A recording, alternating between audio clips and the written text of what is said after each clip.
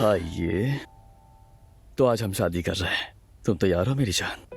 मेरा दिल बहुत तेज धड़क रहा है।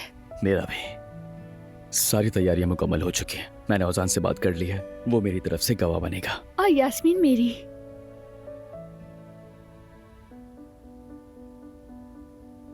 तुमने जोया से बात की है?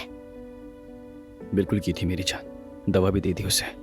तुम्हें लगता है वो मदद करेगी? उम्मीद तो यही है। मगर उसे इतनी बड़ी जिम्मेदारी देना ठीक है क्या?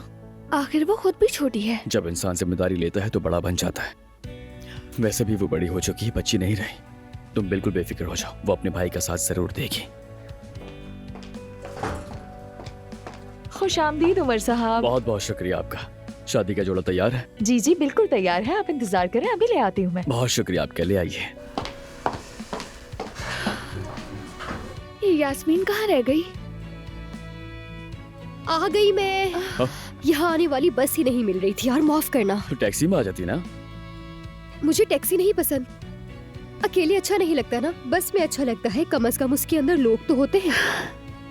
यास्मीन, ब्राइडल ड्रेस तैयार है। यार कितना मजा आने वाला है, चलो जल्दी से ट्राई करो। अच्छा, मैं बार्बर के पास आ रहा हूँ। आखिर मुझे अपनी दुल्हन के लिए तैयार भी तो होना है। डरना नहीं होगा, सब कुछ बहुत अच्छा होगा।